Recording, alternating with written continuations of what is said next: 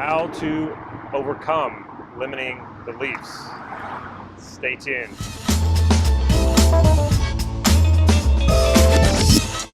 This is Damon from NLP Gym, Dismantling Limiting Beliefs. If you haven't already, please click subscribe to this YouTube channel so you can get these videos on a regular basis.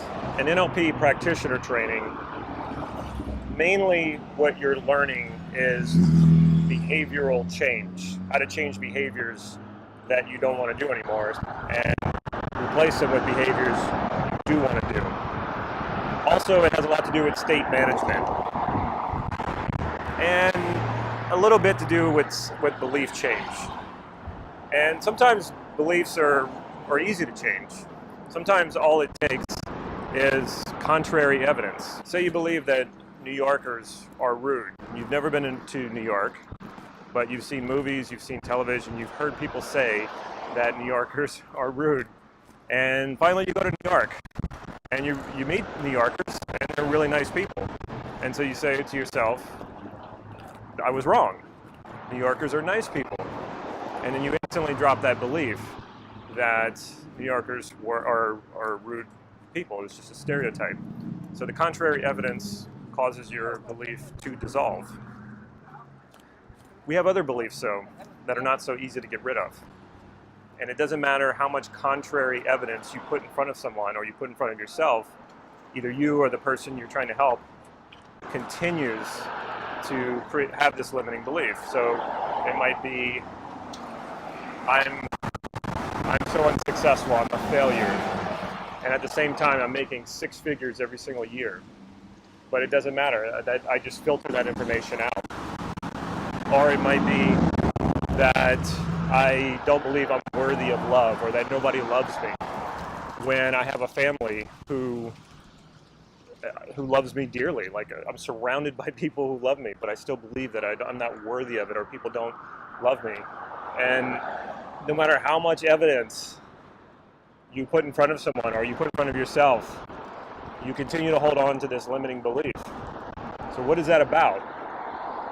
Well, it goes deeper than the belief itself. Typically what happens is it's more rooted in a feeling, and that feeling was something that was created usually early in childhood. We call that an imprint in NLP. So something happened and you were too young to, your personality wasn't fully developed, your ego wasn't fully developed, and you didn't have access to all the resources you do now that you're older. What happens in that when that happens at a time when you're so developmental and you don't have the resources, it will feel very painful. It'll feel like suffering. It'll feel like something you don't want to feel. So what we then do is we isolate that part of ourselves so that we don't feel it anymore. We kind of alienate that part of ourselves so we don't have to feel the suffering, we don't have to feel the pain. And what happens is, a lot of times, we carry that throughout our lives, and it evolves into a limiting belief. So this thing is painful, I cut it off from myself, I isolate it from myself, I alienate this part of me. So now I feel not whole. I feel less fulfilled. I don't have access to a part of myself. And anytime we do this, anytime we separate ourselves, anytime we suppress something about ourselves, the suffering is nearly instant. I mean, I wouldn't even say nearly, it's instant. So you feel that pain, you isolate it, which creates another type of pain, but at least you're not feeling that pain anymore, the original pain. And so you feel like you've gotten what you wanted, but not really. So you carry this pain around with you, and like I said, it starts to develop into what we call a limiting belief. It's a limitation within inside of yourself. You've limited yourself now. You're not fully whole. You're not accessing all of your resources. So you take that limitation within yourself and you project that onto the world, and you project it onto yourself, and you say, the world is this way, or I am this way. And it creates that limitation, like I'm a failure, or people don't love me, I'm a loser.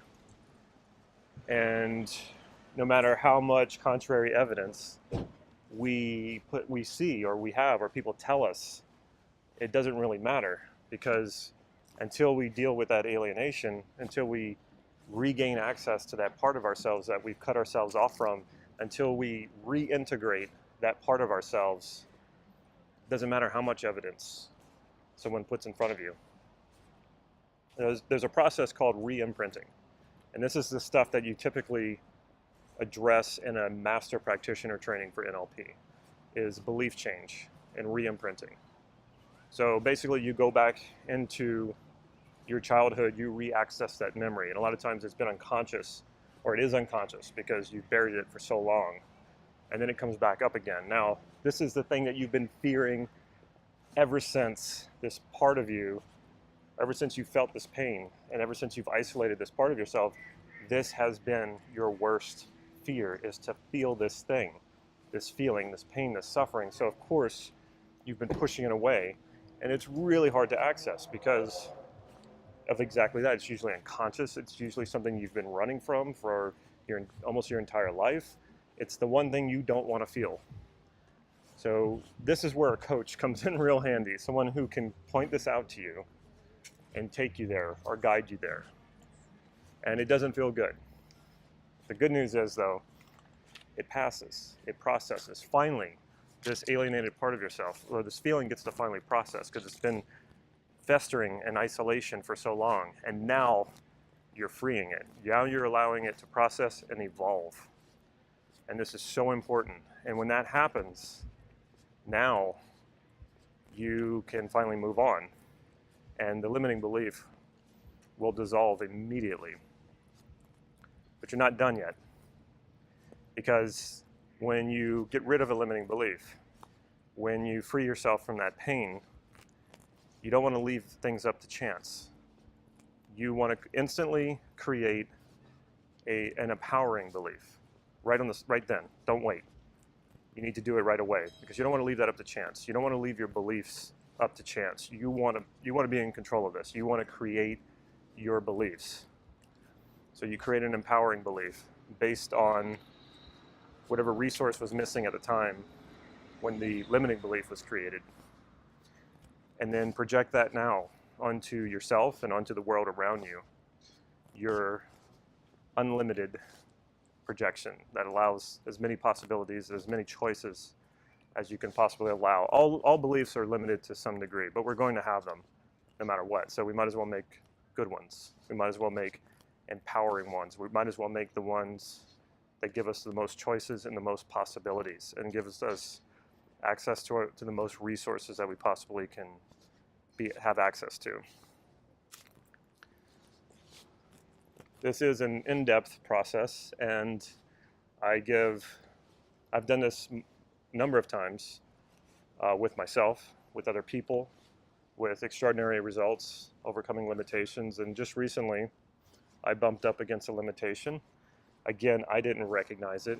My good friend and coach and mentor, Dr. Matt, recognized it and said, hey, you need to deal with this. And I didn't know how to deal with it. So he helped me out, and it wasn't fun. It wasn't easy. But once I got over it, which didn't take that long, it freed me. The limitation was gone, is gone. And now, in addition to being relieved and a lot happier, I am projecting more possibilities and more options and more opportunities onto myself and onto the world around me. So, of course, much, much gratitude to Dr. Matt for recognizing this and pointing it out. And it also takes being able to accept this, because a lot of times when you touch something so sensitive, or someone else touches something so sensitive, the knee-jerk reaction is to push back, to push away, to defend and say, no, I'm not doing that. It's really hard to accept that this is actually happening. And it's also very important to surround yourself with really good people, knowledgeable people, people who aren't trying to take advantage of you, people who know what they're talking about, skilled people, good coaches, good mentors who you trust to point these things out to you for your good, not for their good. So that can be a little tricky too.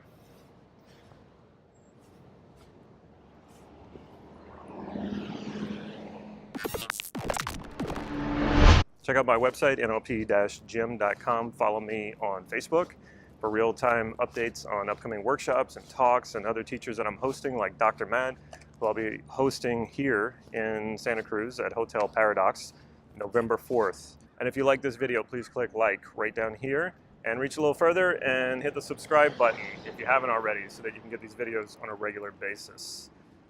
Take care.